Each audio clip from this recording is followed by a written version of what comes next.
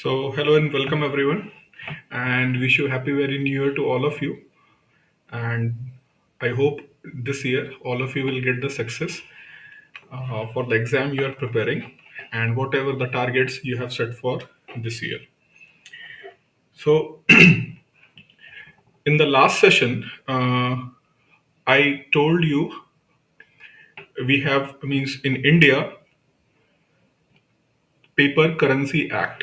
In India, the Paper Currency Act was passed in 1861, and by that act, government means British government, British government in India British government in India to control printing of currencies. Right, British India government to control the printing of currencies, and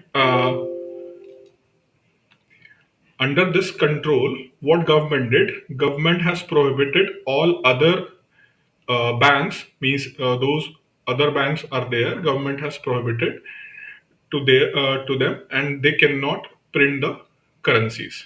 Right? They cannot print the currency. Only British India government can print the currency. What it means that earlier there was banks.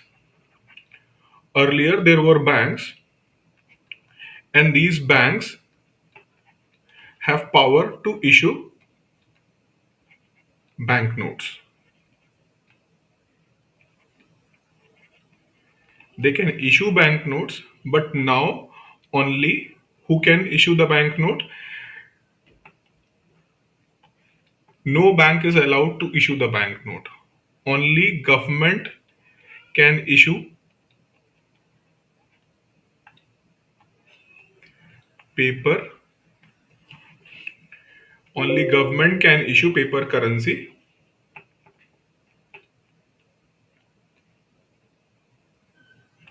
Only government can issue paper currency, and this paper currency will be in circulation in India. Right now, means before going towards the history of RBI, especially with respect to the paper currency, first I just want to let you know, as I told you, since the beginning of human civilization, we was using the barter system.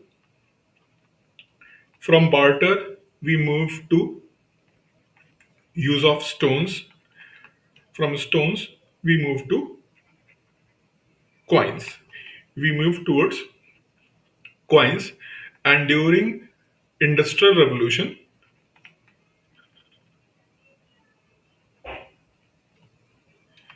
use of paper currency was started. Right. So in India, or to make you better understand, for your better understanding, I'll say US. Right.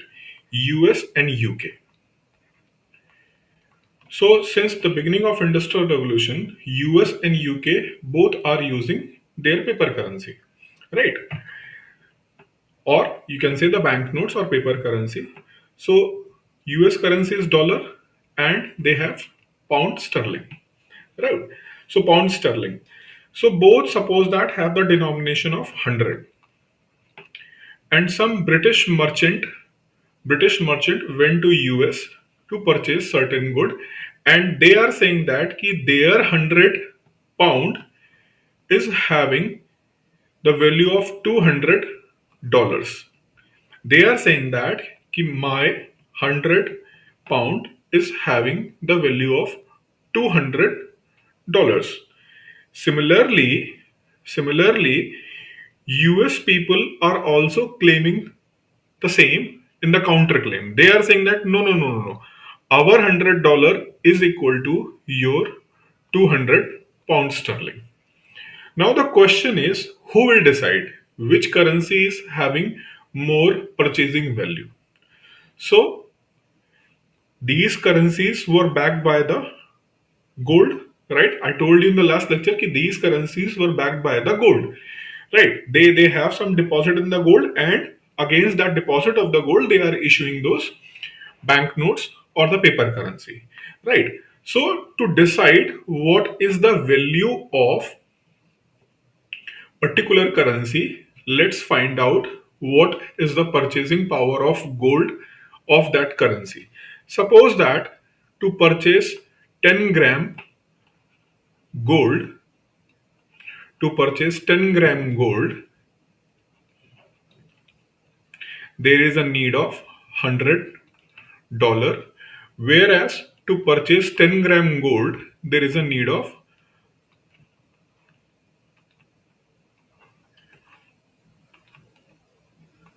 50 pound. So if you can purchase 10 gram gold by paying 50 pound, whereas you have to pay $100 to purchase 10 gram gold. So it's very simple to find out the value of pound with respect to the dollar. 1 pound is equal to $2, right? So from the beginning of the paper currency in circulation, by default, gold standard gold standard came into the action. Gold standard came into the action means gold standard means what? The value of your currency is going to be calculated in terms of the value of the gold, right? In other words, you can say that a country can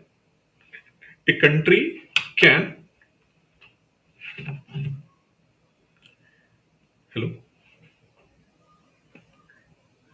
हाँ, full screen पे वो थोड़ा सा problem आ रहा है इसमें. हाँ, मैं बाद में बात करता हूँ. आज ऐसे ही चलने दीजिए, बाद में फिर फुल स्क्रीन पे करते हैं.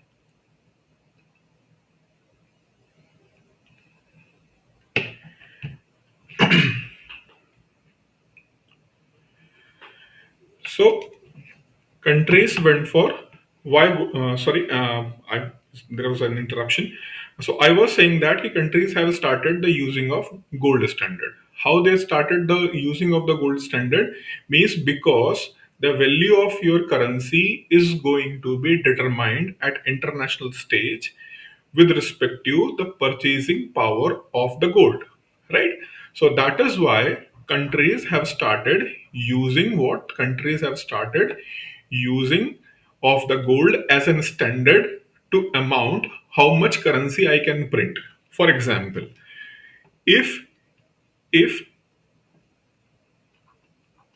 this is the value of gold with this in terms of pound and dollar. In terms of pound and dollar, 10 gram gold is equal to $100 and 10 gram gold is equal to 50 pound. In this case, suppose that if US have 1 kg gold in their deposit, if US have 1 kg gold in the deposit, US government can print only $1,000. US government can print only $1,000, whereas UK government can print only 500 pounds sterling. Right. So how much currency you can print, that is determined by the availability of gold reserve in your current country. Right. So when we say the gold standard, it means that the country can print that amount of currency equal to the amount of gold reserve they do have in their country. There are some benefits, but there are some uh, is going to create a problem for you. There are something, if you are using the gold standard, there will be few things which is going to help you definitely, and there will be few things which is going to have a big disadvantage for you, right? For example, if you have a gold standard, you have limited amount of currency, right? That means inflation inflation will be always under control because country have very limited amount of currency It cannot be go beyond that availability. So currency or the money supply generated inflation will be not there, right? But I don't want to go in such a detail because still you have not completed what is inflation, how it works. Just for understanding right now, means a brief understanding you can understand in this term. Because country have a limited amount of currency available in the market, so demand cannot be triggered because the country have only limited amount of currency. Fine. So inflation pressure will be not on the economy, but at the same time, if you want to increase what, and if you want to increase demand, supply, employment, income, then you need more circulation of currency, but there will be the fear of rise of high inflation also. So increasing the money supply is a double-edged sword, right? At one moment it can trigger your country's economic growth, but at the same time it is also have a potential for high inflation and related downfall in the entire economy, right? So during that time, means 19th century and 20th century,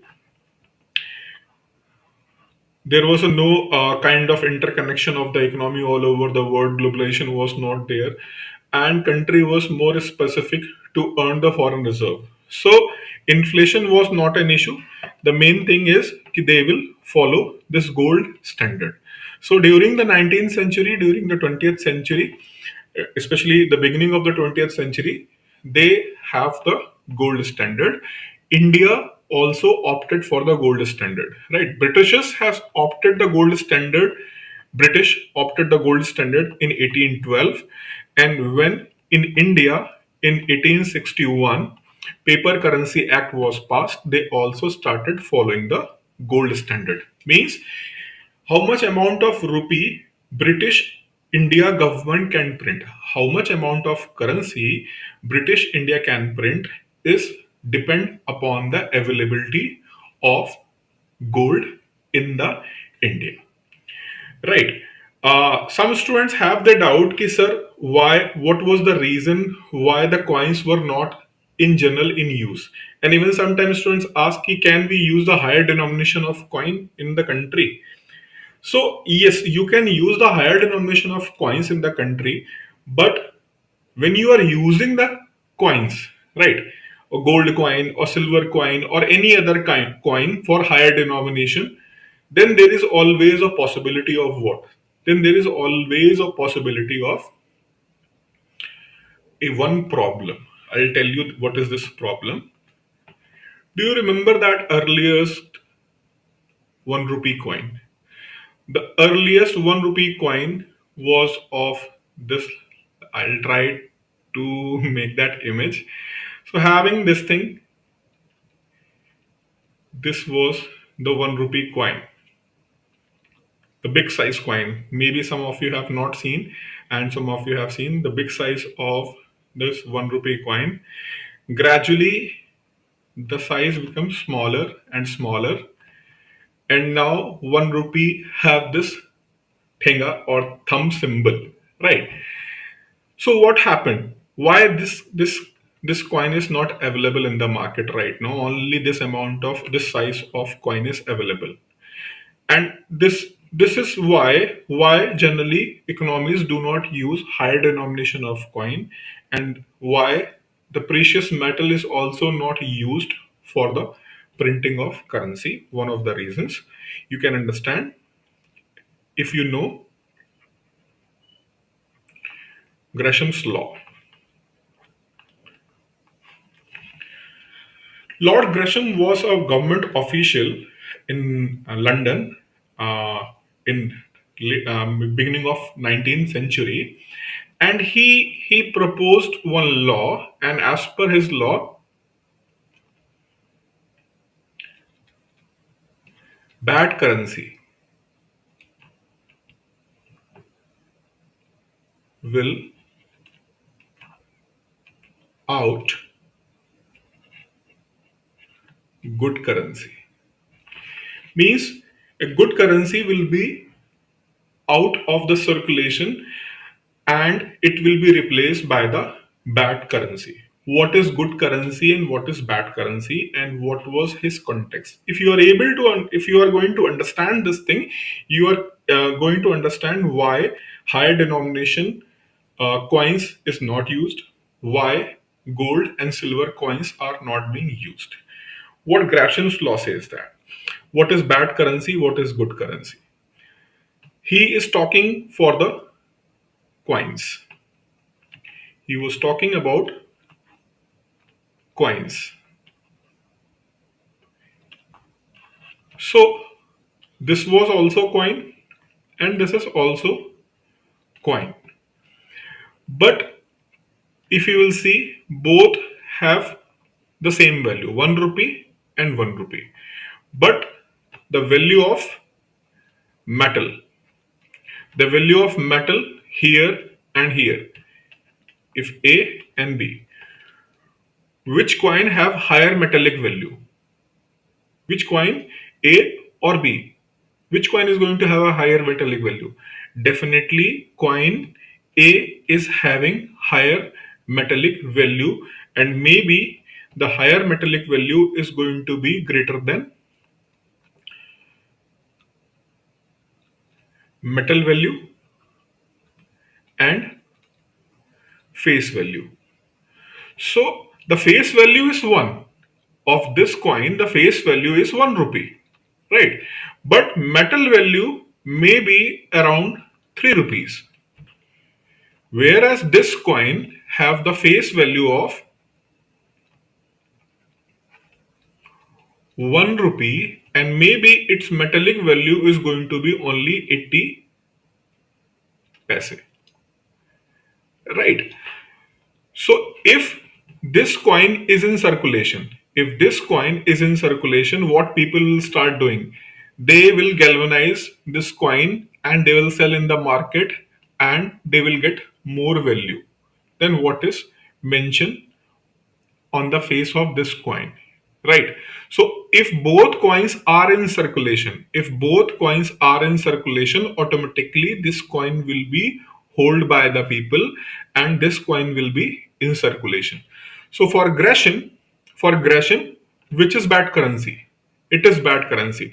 Bad in the sense the face value of this coin is greater than the metallic value.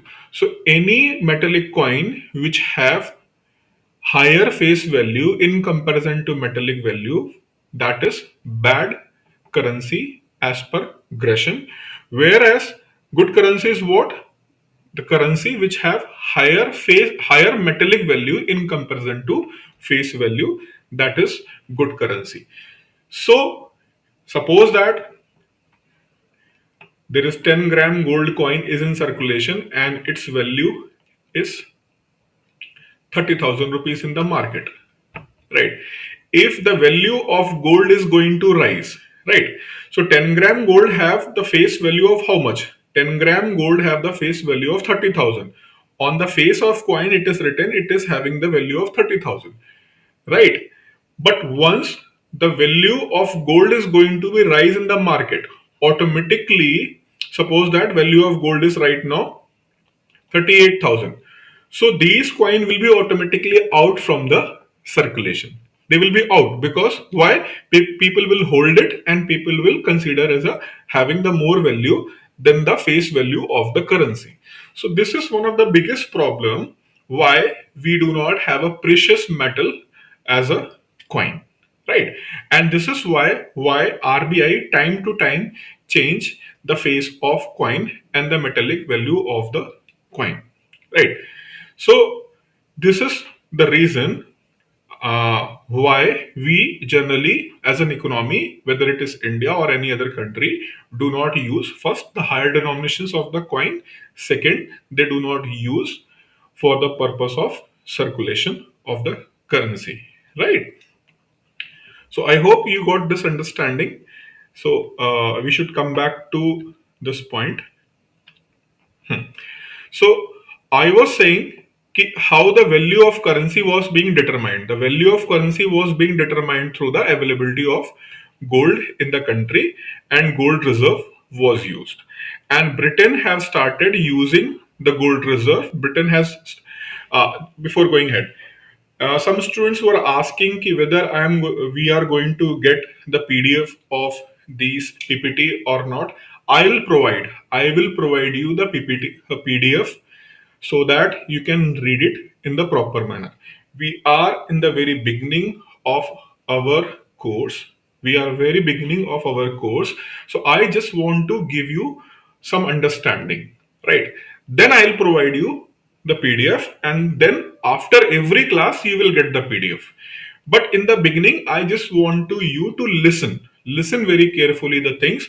No need to write, no need to make notes right now. I'll provide each and everything. I'll provide you each and everything. First, just listen very carefully and try to understand from this lecture.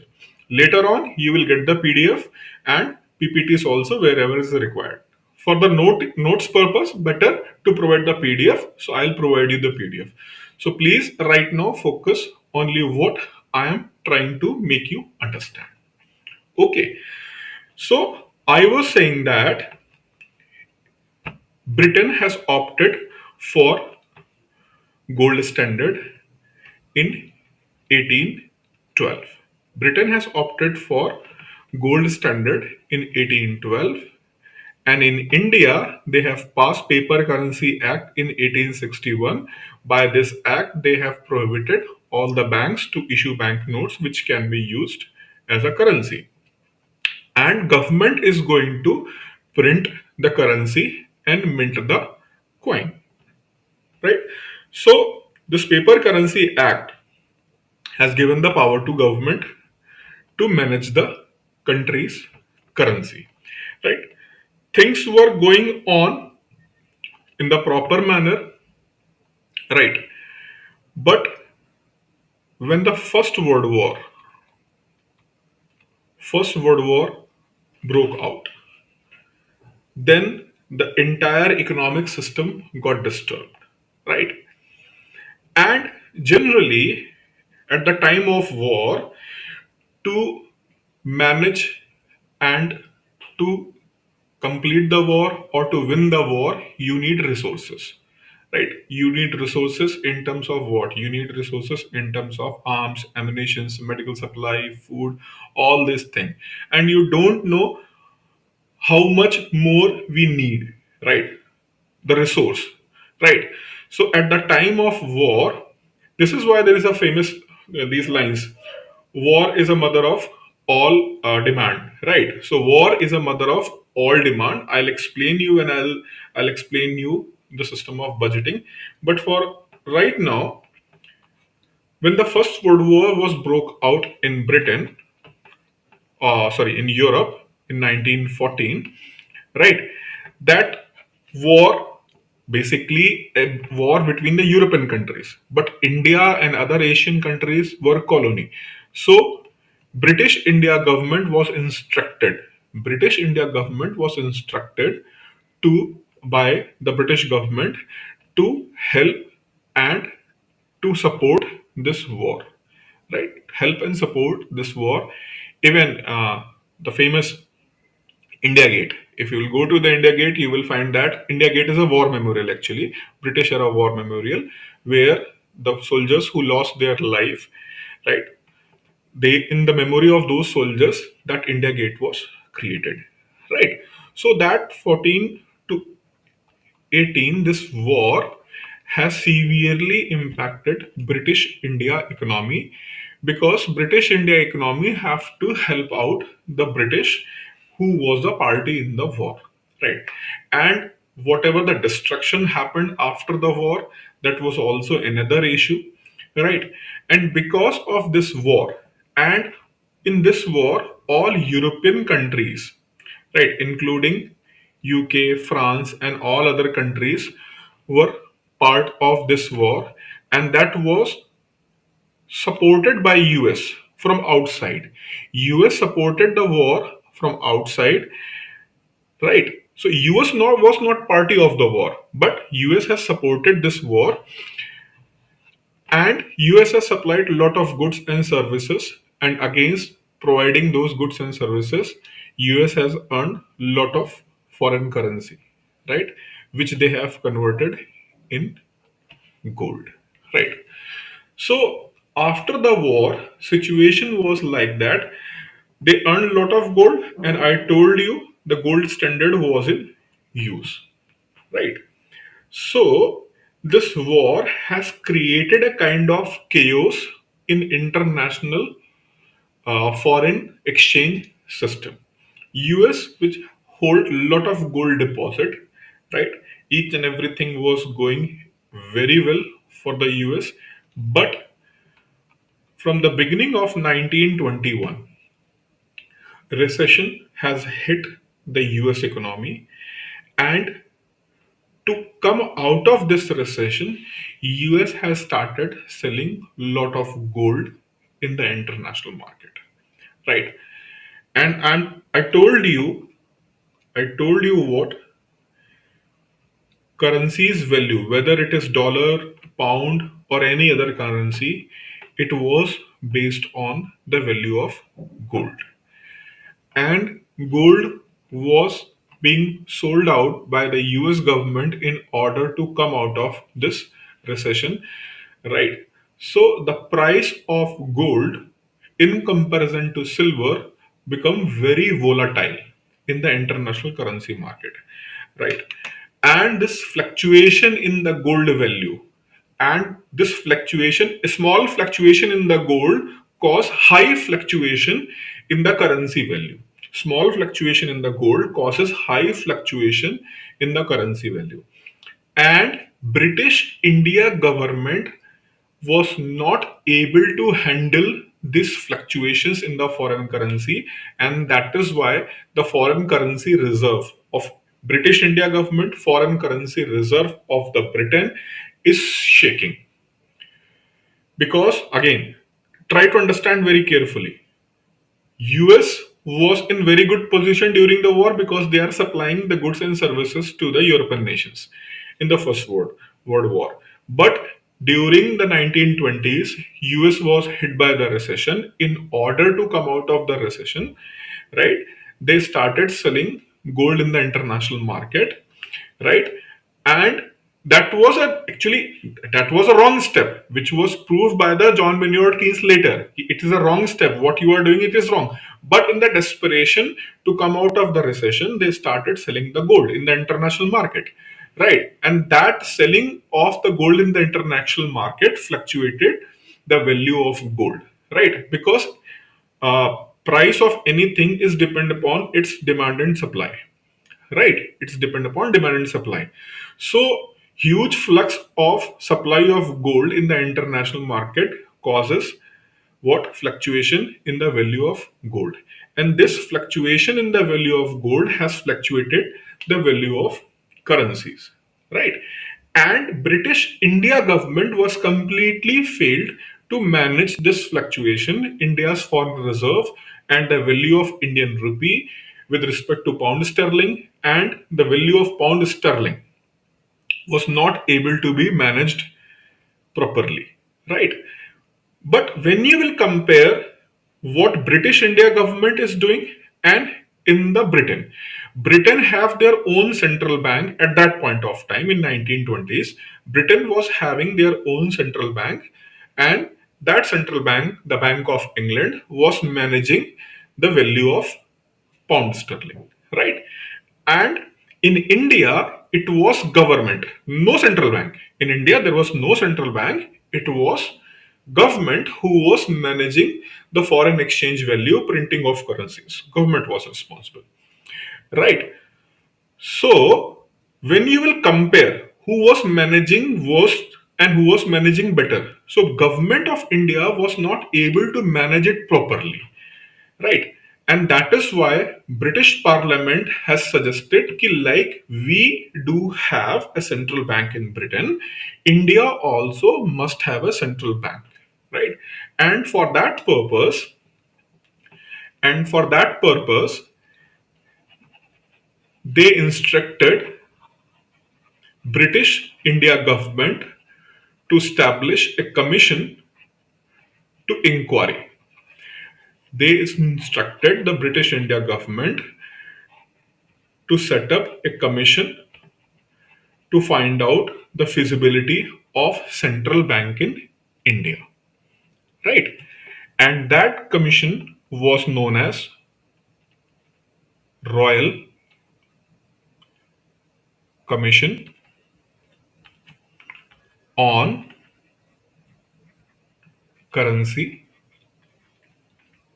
and Finance.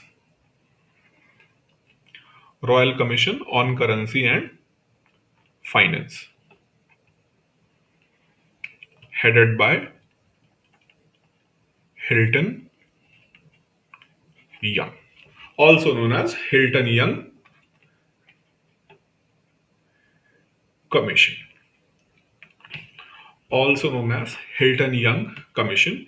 So, under the pressure created by the British Parliament, British India government has established this Hilton Young Commission in 1927. 26, 27. There is a dispute between, but we are not very concerned with 26 or 27. Some literature said that 26, some literature said that 27. So here this is not a point. So point is what? When I'll give you the PDF now, see there are some cases where there is a dispute date, which date is final date, what is the right date. For that, whenever I'll give you this particular date kind of the thing, I'll also give you the authentic reference. So it was 26 or 27. Whenever I'll mention that thing, I'll also mention the source from where I have taken this thing, because there is a lot of debate among the students. No, no, no, this is right. No, no, no, that is right. So authentic sources always, for case of RBI, the RBI's website is an authentic source. Whatever they have written, it is going to be the final. Regarding government schemes or other things, whatever the government website is saying, that is final. Similarly, anything which is related to schemes and all, you can also verify in the India yearbook. India yearbook is generally not for you, that is for the civil services preparation student. But yes, for the reference, once whenever you want to find the authenticity of particular thing, you can refer that book if it is available. If it's not available, you can check in the website, right? So only government sources can be considered as an authentic source. And when I'll provide you the PDF, I'll clearly mention this thing. Here, it is not a point of discussion. It was 26 or 27. Focus on Hilton Young Commission and what they said. Right. Hilton Young Commission strongly suggested that India must have a central bank. India must have a central bank which should have a power to manage the foreign reserve and currency management. Currency management and foreign reserve should be controlled by a separate body. And I'll tell you, it was not a first time when any commission or committee or a person has suggested a central bank for India. Even before this Royal Commission on Currency, there was another person who has suggested a central bank for India, and I hope, being means you are studying economics, or even if you are not studying economics, I hope you have heard about this name,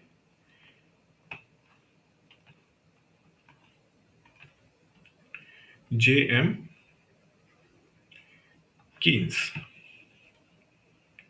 John Maynard Keynes, one of the most influential economists in the modern era, and he was regarded as the most influential economist of the 20th century by Times Magazine of US. Most influential economist, right? And at a point of time in 1950s, he was also working as an advisor to the government of India. Also, Nehru invited him to advise him how Indian economy can be managed. And it was not first time for the Keynes. Why it was not first time for the Keynes to help out India? In the last lecture, I told you about three presidency banks. I told you about three presidency banks: Bank of Bengal, Bank of Bombay, and third was Bank of Madras. right? There were three presidency banks, right? And in late 1980s, under the pressure from Indians, the banking sector was open for Indians also. Before 1880s, banking sector was opened for the Indians. I'll explain you the banking history in detail after RBI when I'll start the banking system. I'll explain you in detail. Just briefing you here. In 1880s, Indians got this opportunity. After 1880s, Indians got an opportunity to run and operate their own bank. Right. So in India, there was a mushrooming of a banking in India, right? And a lot of local banks were there who started competing with these three presidency banks, right? So, in order to compete with them in the proper manner, second, to establish the kind of monopoly, or you can say that the upper edge against the Indian owned bank, there was a need to establish one big bank rather than having three banks. But government was a little bit reluctant. Why? Because government feels that if there will be a merger of these three banks, there will be one powerful bank, and that can challenge the authority, or that can challenge and influence the financial system. So initially, government was not very keen. However, John Maynard Keynes, in his work on Indian currency, he has suggested that India must have central bank. India must have central bank, and it was one of the initial work of John Maynard Keynes, right? And because of this kind of the work he has produced, he came in the limelight, right? He produced the General Theory of Employment, Interest and Money kind of the book, which have helped the US to come out of the recession in 1920s. But that was John Maynard Keynes in 1910 and 11. That was an year when Keynes was a kind of young economist, right? And he has produced this kind of influential work, right? He has produced this kind of the influential work where he suggested a central bank for India. And you know what name he has suggested? He has suggested the name State Bank. He suggested India must have a central bank, right? And that bank should be known as State Bank, right? And Keynes was in favor by merger of all these three banks. There should be a state bank, and a state bank not only manage foreign reserve, but state bank also manage the currency management. Plus, this state bank supervise banking system in India. Right. So that was a suggestion was given by John Maynard Keynes to have a central bank. Right. But British India government has refused. Right. Anyhow, the pressure was exerted in 1920s, and under that pressure, British India government agreed to establish a kind of bank which can supervise the banking system in India. British India government in 1920s, they agreed to have a kind of one big authority which can supervise the banking system in India and can work as a bank to government. But currency management and foreign exchange reserve will be with the government only. So in 1920s, British India government agreed to have a bank which can supervise all other banks, and that bank can work as a bank to the government. Means whenever government need loans, right, or government want to deposit their money where they can deposit, in that bank.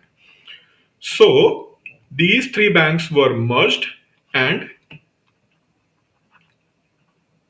Imperial Bank of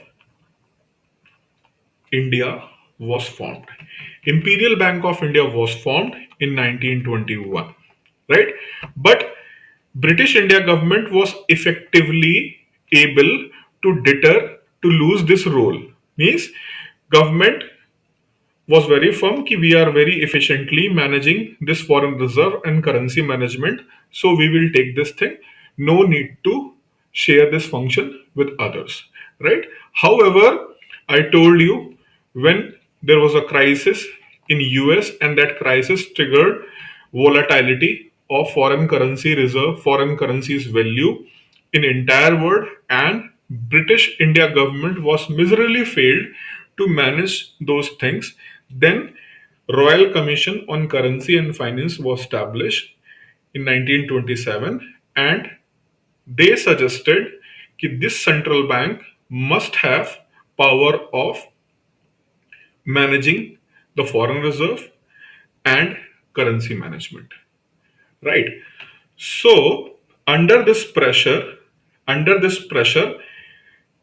government of India or the British government of India was agreed कि okay, we are ready to lose this power, the power of managing the foreign reserve and managing the foreign currency management, right? They agreed, but remember, they agreed to give up these two power. Which power? They agreed to give up these two power, the power to manage forex, means foreign currency reserve, and currency management. So these two things was under the control of government of India, which government was agreed to give a new organization. But at the same time, who was supervising the banking system in India? Imperial Bank. Who was the government bank? That was Imperial Bank of India. So, what I am trying to make you understand is,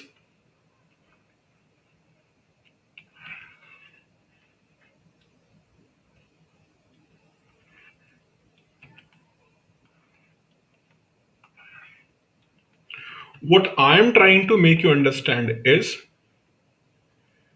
when RBI Act 1934 was passed, and on 1st April 1935 RBI was established. When RBI was established, RBI have broadly two functions. One was currency management and second was forex management. One was currency management and second was forex management, whereas Imperial Bank of India. Imperial Bank of India was working as a bank to government, and bankers bank means any bank in India, if they need any kind of lending or deposit related thing, they can use the facility provided by the Imperial Bank of India. They can use the facility provided by the Imperial Bank of India. So that is why they supervise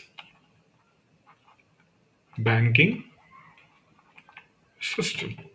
Another important thing, when RBI was established in 1935, it was a private organization.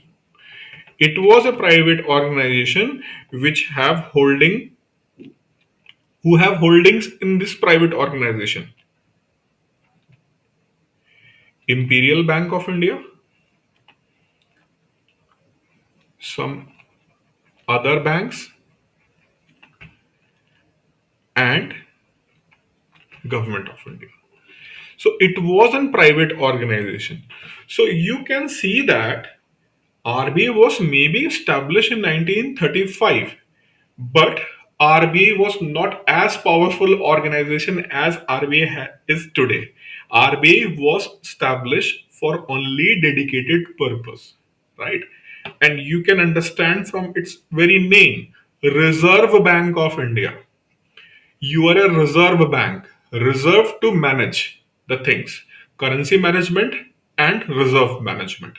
So RBI was basically established for reserve and currency management, right? So it was not a kind of typical central bank what we can see in Europe and America those days in 1930s, right?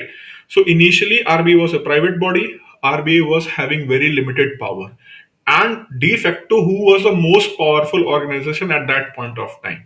It is Imperial Bank, right?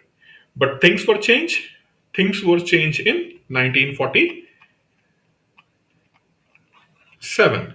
Things were changed in 1947, and the new government, which is run by Indians itself, found that it is very important to have all these functions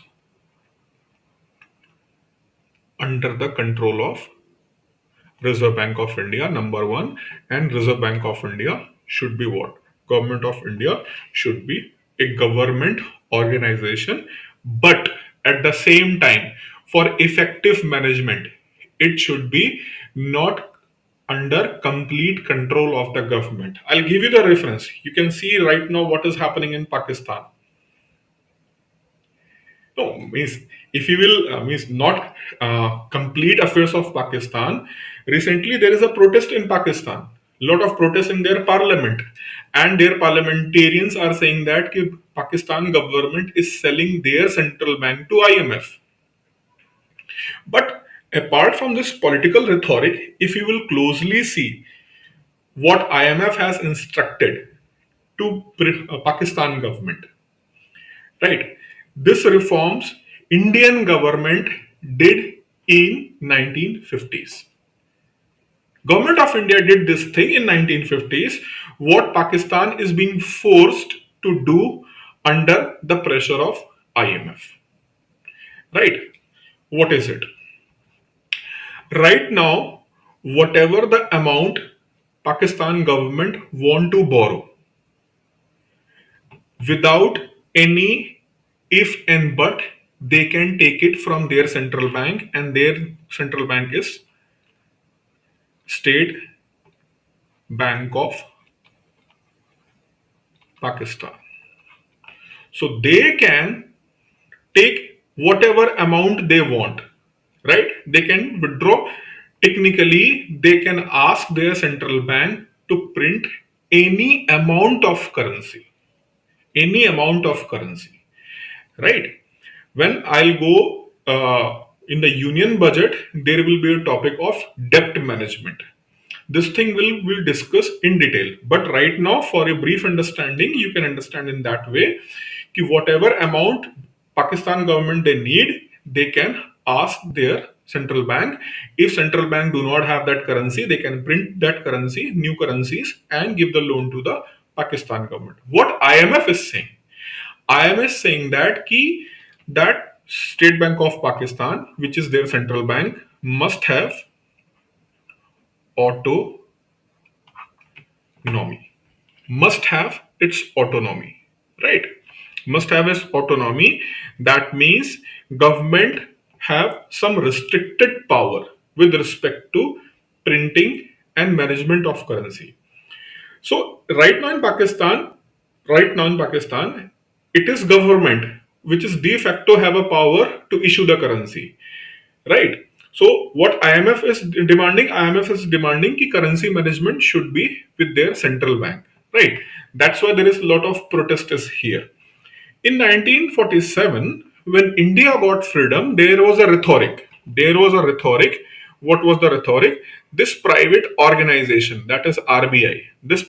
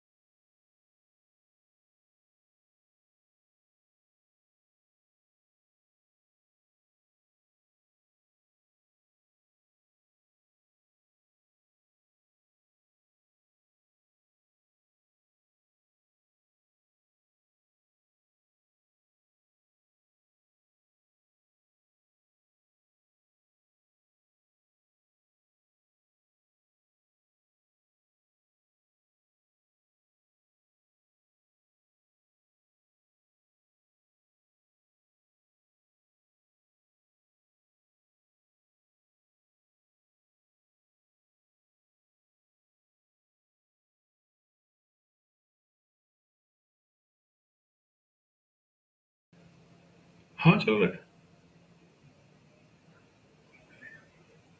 नहीं, internet का तो कोई issue नहीं चल रहा है. Internet live. ठीक है, बाद में बात करता हूँ आपसे.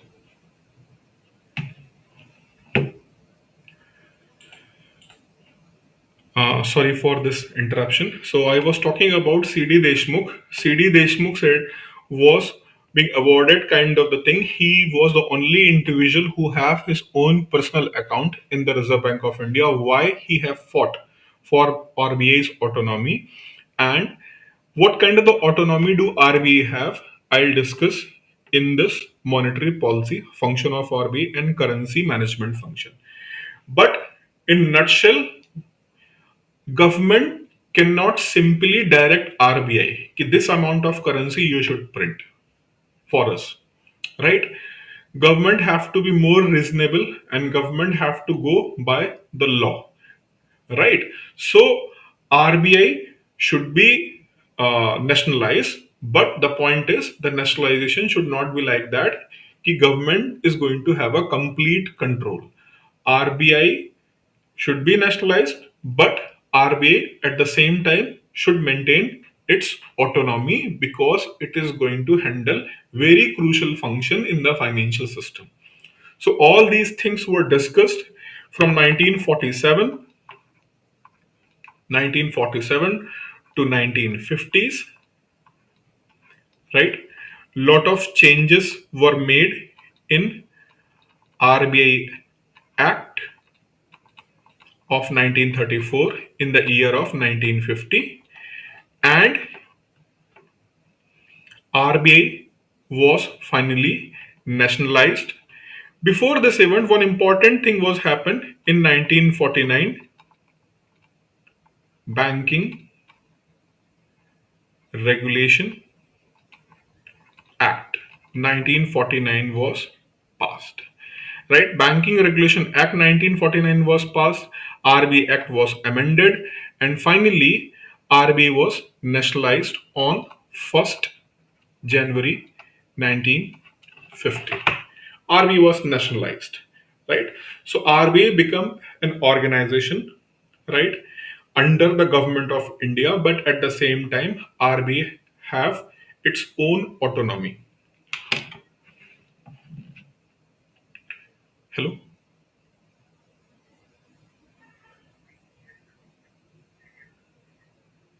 PDF नहीं visible हो रहा है?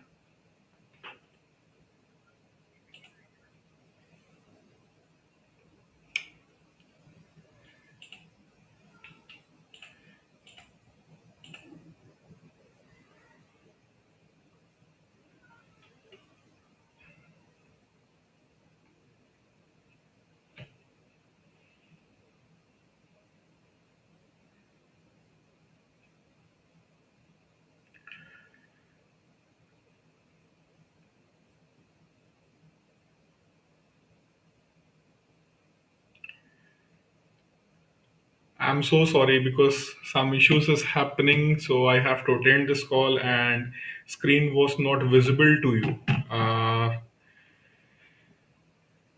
Is it okay right now? I hope it is visible to you.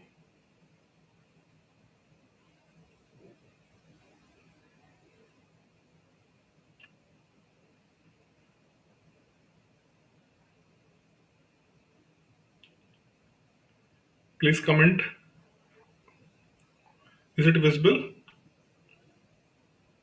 Okay. Chetan has mentioned that it is okay now. Sorry, Chetan, and sorry all because of this issue. However, miss, if you are listening me, all these things are. I hope it's clear. And as I told you, I'll provide you the PDF. In that PDF, you can find this thing. Right. We will share that PDF on our channel. Right now. So RBI was finally nationalized in 1950. RBI was nationalized in 1950, 1st January 1950. RBI was nationalized. But remember that apart from this nationalization, RBI have its autonomy. When we say it is nationalized, means government have the control, right? But RBI function under some autonomy. What is its autonomy? I'll discuss in the functions of RBI. Right. So this is all about the history of RBI. Right. Now let's move towards organizational structure of RBI. So if you will see the organizational structure, I have taken this image from the Reserve Bank of India's website. So RBI have its central board of directors, right? And for central board of directors, I have mentioned here 1 plus 4 plus 4 plus 10 plus 2. So central board having total 21 members. There are total 21 members in the central board of directors, and out of this 21 members, one is governor of RBI, right? One is governor of RBI, four is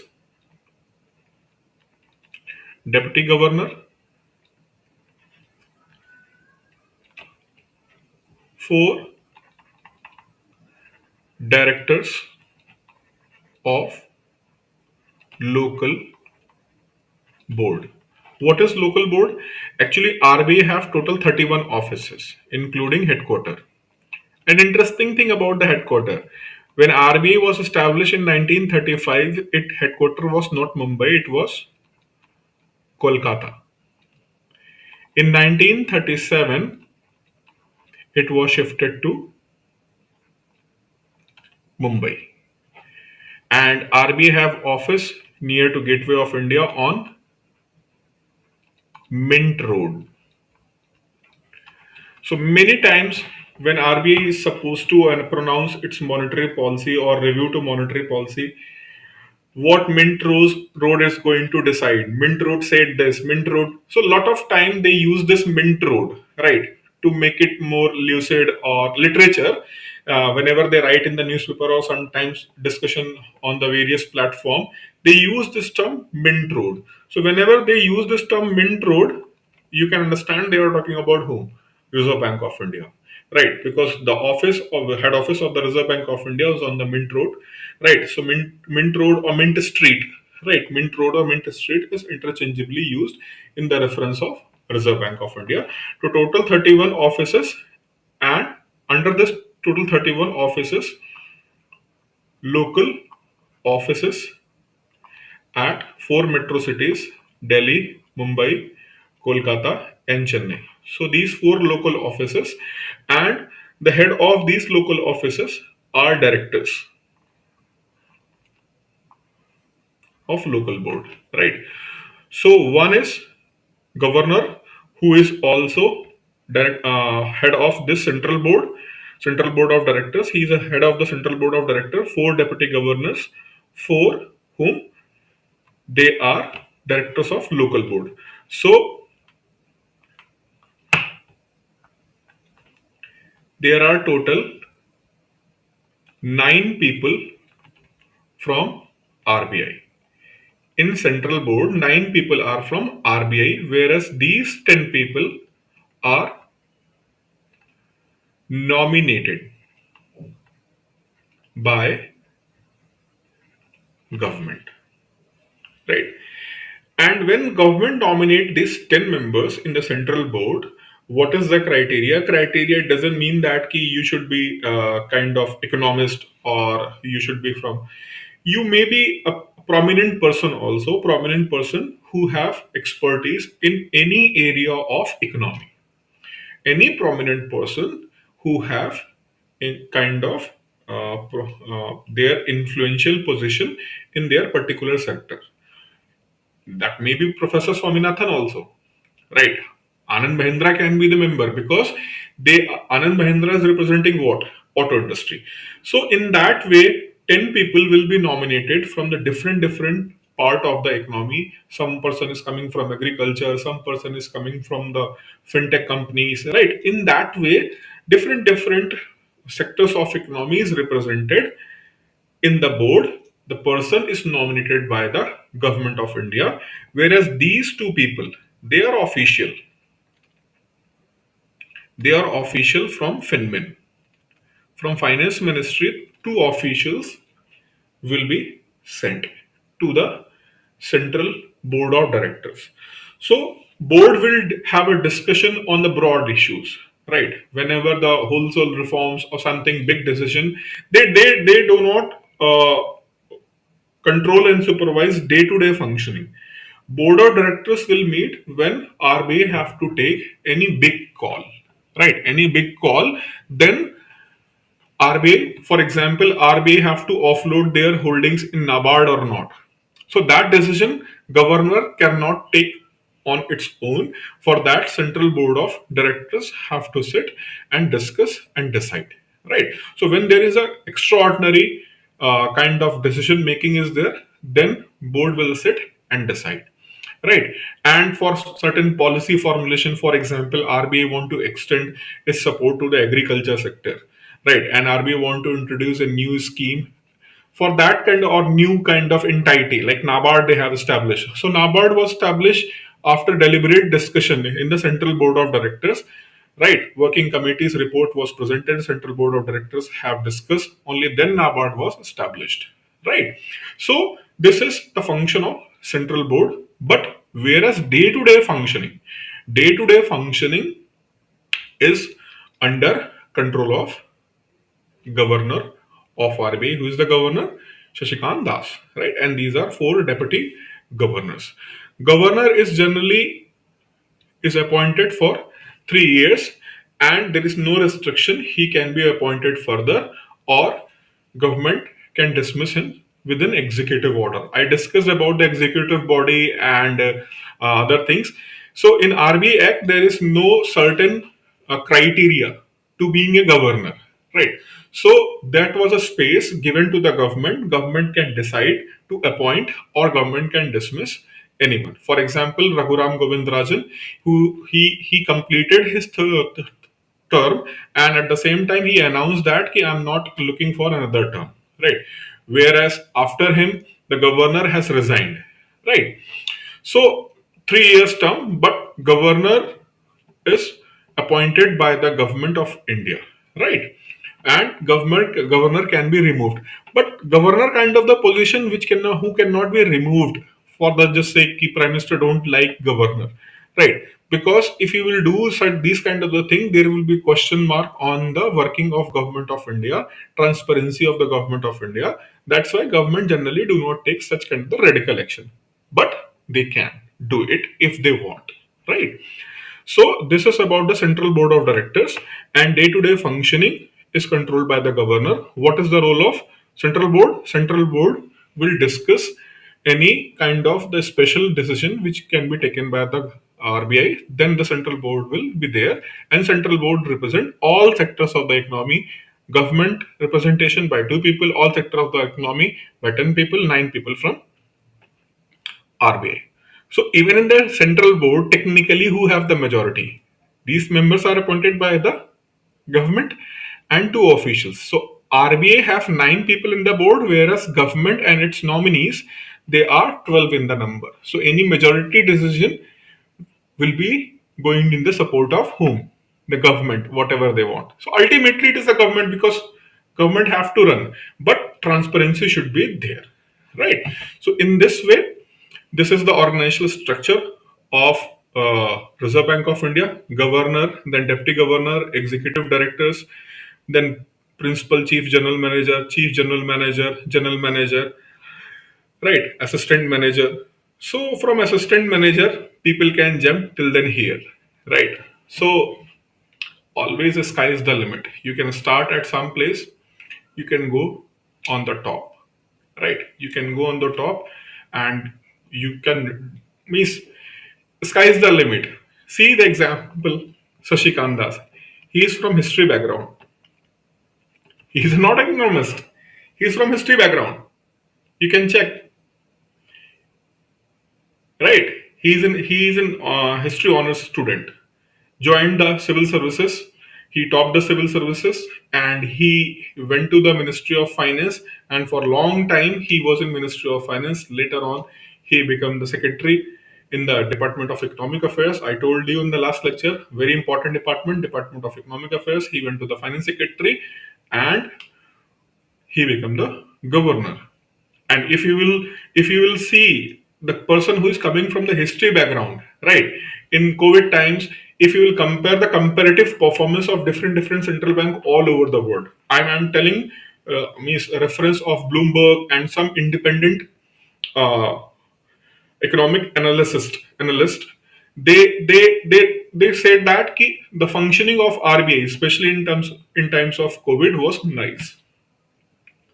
So it doesn't matter. You should not be like a person ki no, you born and brought up with the economics only.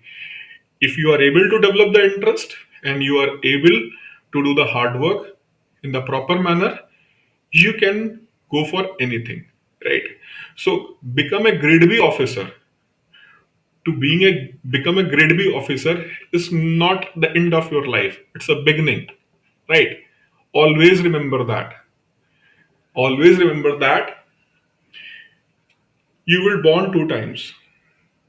One, the day you will be born, and the second, birth is like that when you will know for what purpose I'm born. Right. So you are not born because you want to become a grade B officer. Grade B officer is just a beginning to go for the biggest target of your life. Right.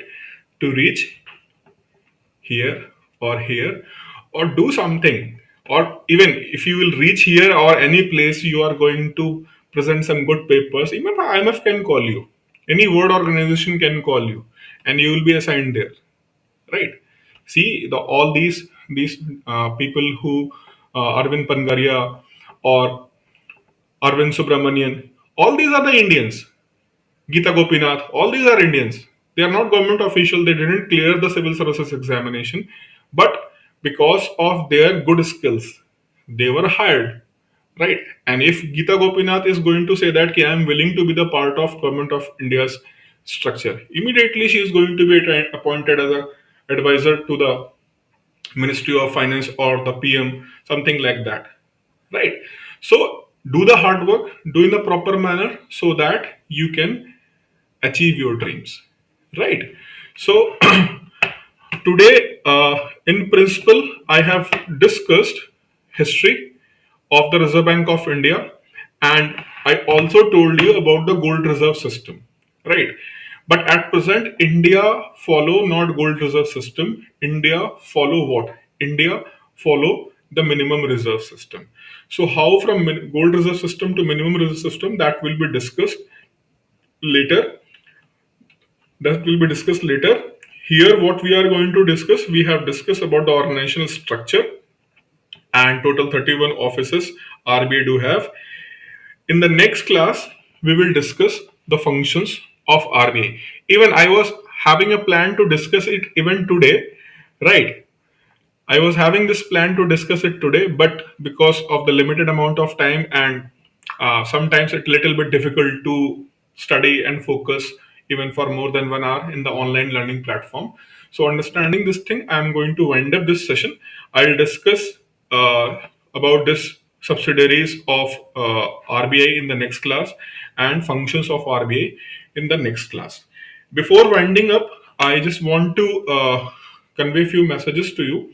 First of all, this series which we have started in the online platform on the YouTube live sessions, that is having some limitations that will be available for limited time. After that, the rest of the lectures will be available on our platform, that is our application. Those who are using the application but finding some difficulty, please update your application so that you are able to use it properly. If still you are facing some issues, please contact to the admin on the given number. They will assist you, right? So because I have started this series and I want to discuss this functions of Reserve Bank of India, I'll discuss this thing with you in the next session. Probably from this session means when I'll start the monetary policy, right? That will be available only on our application for the paid subscriber, right? So it's time to wind it up. I hope you have enjoyed your New Year celebration, right? But now focus on the preparation, and we will have next class. We will announce when we have a next class tomorrow or day after tomorrow. You will get an update from our application and from our admin. Okay. Thank you.